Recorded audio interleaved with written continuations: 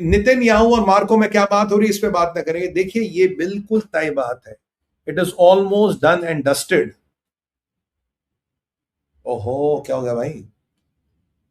It is almost done and dusted कि, let me put it on power, it is almost done and dusted boss कि America is preparing for a निर्णायक लड़ाई with Iran, या Iran को Israel को attack करना पड़ेगा, ये चीजें होने वाली हैं।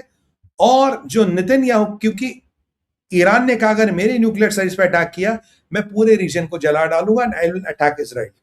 ठीक है, क्योंकि अगर न्यूक्लियर गया, पूरा हिसाब किताब गया, after that Iran has nothing left. मैंने आपको समझा स्ट्रेट ऑफ हॉर्मुज़ से टेम्परेरी लेवरेज। तो नेतन्याहू की, और जो हमारी बात हुई मार्को रूबियो का, मार्को रूबियो मनीला में, मार्को रूबियो इन फिलीपींस बात हुई है, और ये बात 6 घंटे चली है। मतलब जब मार्को रूबियो के बेचारे का सोने का टाइम था तो नेतन्याहू का फोन आया, और वो नेतन्याहू और उनका वॉर कैबिनेट 6 घंटे तक बात करता रहा। बातचीत में यह विवेचना हुई है कि जब अमेरिका ट्रिगर दबाएगा और एस्केलेट करेगा, और जो अमेरिका की रणनीति थी, कल आपने देखी कि लैंगटन ब्रेड पर अटैक हुआ, ईरान की मिलिट्री पहली बार अटैक हुआ, जो अभी अमेरिका की रणनीति है including nuclear sites and all, Israel का क्या रोल रहेगा, और Israel how will they help in vis a vis regime, और आने वाला एस्केलेशन कैसे होगा, और अगर एस्केलेशन होगा उसमें रीजनल प्लेयर्स कौन से इन्वॉल्व होंगे, इजराइल को कैसे बचाया जाए, और शॉर्टेस्ट टाइम में विदाउट इंपैक्टिंग ऑयल की सप्लाईज और वर्ल्ड की इकोनॉमी रिजीम को कैसे टॉपल किया जाए, बात ये हो रही है। All those scenarios have been discussed between Marco Rubio and Netanyahu. ये मीटिंग का अविशेष है, क्योंकि एस्केलेशन आप मान के चलिए होके रहेगा, आज कल परसों एस्केलेशन होना ही होना, nobody can prevent it. तो इसमें इजराइल का रोल क्या रहेगा, क्योंकि यह माना जाता है कि ट्रंप ने आदेश दे दिया है कि रिजीम, जो अमेरिकन सिपाही मारे, एक तो बोला कि भाई 1 से 10 मार रहे, 100 मार रहे, वो आज मुझे लगता है टारगेट पूरा हो गया। ट्रंप ने बाकी कहा कि रिजीम के जितने भी लोग हैं उनको भी, उनका भी काम तमाम करना है, रिजीम के लोगों का भी काम तमाम करना है। क्योंकि वाहिदी आपको याद है कल कह रहा था अल्लाह के फजल से हमारे पास इतने मिसाइल है कि हम 100 साल तक लड़ सकते हैं। अरे वाहिदी साहब, अगर मैं पूरे दुनिया के मिसाइल इकट्ठे कर लूं तब भी 100 साल तक कोई नहीं लड़ सकता यार। बस क्योंकि यहां युद्ध को भड़काने का प्रयास हो रहा, युद्ध को कम करने का प्रयास नहीं हो रहा। तो इनकी मीटिंग हुई है, और इस मीटिंग को प्री वॉर प्लानिंग कहते हैं, युद्ध से पहले की तैयारी। भाई अगर युद्ध होगा क्या करना क्या नहीं करना, कैसे करना, और चीजों को कैसे कंट्रोल करना है, ये प्री वॉर प्लानिंग हो चुकी है। और इस प्री वॉर प्लानिंग की पूरी व्यवस्थाएं, पूरा समीकरण बन चुके हैं। एस्केलेशन होगा, और याद करिए नेतन्याहू ने कहा था कि इस ईरान के पास संभवतः न्यूक्लियर बॉम्ब भी है, तो उस एस्केलेशन को भी आपको बजट करना पड़ेगा। कल अमेरिका ने ताकत दिखा दी इलात में अपने न्यूक्लियर सबमरीनों को ऊपर करके, बट जहादी है, कुछ भी कर जाएंगे मरने से पहले। तो you have to budget this escalation, because the whole thing is you cannot be losing Israel in the process. Israel को नहीं खोना, you have to keep Israel up and running. By the way, Israel से मुझे याद आया, Hamas का नया chief आया है, जो मुझे लगता है कि महीने भर का मेहमान है। उसने कहा है कि मैं इजराइल के ऑक्यूपेशन से गाजा को निकालूंगा, गाजा हमेशा पैलेस्तीन का पार्ट होगा, इजराइल का यहाँ कुछ लेना देना नहीं होगा, इजरायलियों की लाशें बिछाना मेरा काम है। तो भैया 30 दिन पकड़ लो इसके, जो भी नया है। तो मतलब ये जहाद की प्रवृत्ति कभी भी जाने वाली नहीं है, क्योंकि ये लड़ाई केवल सभ्यता की है, ये केवल धार्मिक वैल्यूज पे हो रही है। जर जमीन जोरों का यहां मसला नहीं है, it is not about that. अगर वो होता तो क्या आज तक इजराइल और पैलेस्तीन में समझौता नहीं होता, हो जाता, समझौता, बात खत्म हो गई। ये वो लड़ाई नहीं है, ये अलग लड़ाई है। तो आते हैं अपने इस पे। तो मार्को ने पूरी प्लानिंग की है।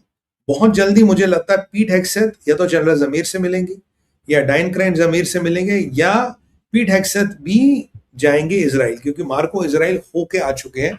तो पीट हेग्सेथ के इजराइल जाने का मुझे लगता है समय आ गया है, जहां इन चीजों पे समीक्षा होगी। और एक चीज तो पीट हेग्सेथ ने अच्छी बोली, बोला यार जितने प्रेसिडेंट थे किसी ने भी ईरान से भिड़ने की हिम्मत नहीं दिखाई, knowing the Arsenal conventional weapons जो ईरान के पास है।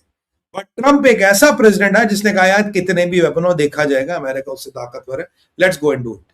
क्योंकि ईरान को लगता था मेरे पास जितने मिसाइलें हैं 1000, 2000, 15,000, 20,000, इसके होते हुए मुझसे कोई भिड़ेगा नहीं। ट्रंप ने कहा देखा जाएगा, let's go and take the bull by the horns. तो ये तो खैर हुआ। तो अब पीट हेग्सेथ का कहीं ना कहीं जाके इसराइल जाना और इसराइल में जाके सेटिंग बिठाना और इस युद्ध को अगली लेवल पे लेने की बातें हो रही। अब चलते हैं पीट हेग्सेथ की ओर। देखिए जो पीट हेग्सेथ है ये मिलिट्री मैन है, he has been a US marine and काफी फिट आदमी है और इसका दिमाग मिलिट्री का है। इसका और नेतन्याहू का demand, he is a marine, Netanyahu is a commando, special forces. They always think, they always contemplate and they always has these military dynamics in their mind. Military इनके दिमाग में हमेशा रहती है और ये दोनों कई बार बहुत अच्छे पॉलिटिशियन नहीं है। खासकर पीट हेग्सेथ तो नया है, नेतन्याहू तो बहुत पुराने, but when it comes to military sense they have a very powerful sixth sense. पीट हेग्सेथ ने हमेशा से ट्रम्प को बोला, साहब ये लड़ाई किसी एमओयू से होने वाली नहीं, बाकी आपको जो मर्जी करना आप कर लो, it is not going to settle. और अब ट्रम्प भी समझ गए कोई एमओयू, कोई X Y Z, nothing will stop this war, nothing is going to stop this war, ये सब समझ गए। अब आगे की कहानी क्या मैं आपको बताता हूँ। हेग्सेथ से आज पूछा गया, बोला जो जॉर्डन में अटैक हुआ जिसमें चौथा अमेरिकन सिपाही भी मारा गया है, तो भाई एक बात बताओ, टोटल अमेरिका के अब तक 18 सिपाही मरे 4 महीने की लड़ाई में। कह रहे एक बात बताओ, जो ये लोग मरे, जिस तरह का इंटेल था, ये रशिया और चाइना ने दिया होगा, क्योंकि इतना प्रिसाइज, इतनी पिन पॉइंटेड इंटेलिजेंस और किसी के पास है नहीं। तो पीट हेग्सेथ साहब, क्या आपको लगता है कि रशिया और चाइना ने इंटेलिजेंस दी, रशिया और चाइना ने आपके सिपाही मरवाए? डू यू थिंक सो?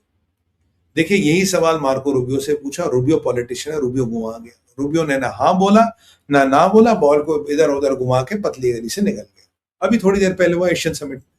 और जब यही सवाल पीट हेग्सेथ से पूछेगा तो पीट हेग्सेथ कह रहे हैं हाँ, यस, रशिया और चाइना का इन्वॉल्वमेंट था जॉर्डन में जो सिपाही मरे उनको मरवाने का। The extent might be different but both where involve. कह रहा क्या आपका, कैसे कह रहा, वो कॉन्फिडेंशियल है, किसने क्या किया क्या नहीं किया वो कॉन्फिडेंशियल है, पर रशिया और चाइना दोनों इन्वॉल्व थे अमेरिका के सिपाही मरवाने में।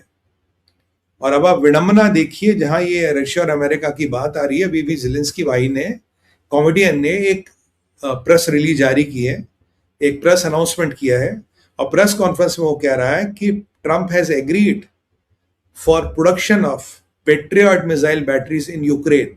तो बहुत जल्दी पेट्रियट मिसाइल बैटरियां यूक्रेन में बनने वाली हैं। ये रशिया के लिए अच्छी खबर नहीं है। क्यों? क्योंकि आपने जो भी किया उसका अमेरिका ने आपको रिटेलिएट किया। तो बेसिकली अगर पेट्रियट मिसाइल बैटरियां यूक्रेन में बनेंगी, हाँ जब बनेगी प्रोडक्शन होगा, but ultimately this strengthens Ukraine. Ukraine की drone technology is doing very well, काफी आपके रशिया का नुकसान कर रही है। और अगर पेट्रियट्स भी यूक्रेन में बनने लगे, that is not a good step for president Putin for sure. तो चलिए अब आपने वापस आते हैं। तो पीट हेग्सेथ ये मानते हैं कि चाइना और रशिया इन्वॉल्व है। कौन कितना है? कह रहे एक ज्यादा है एक कम है।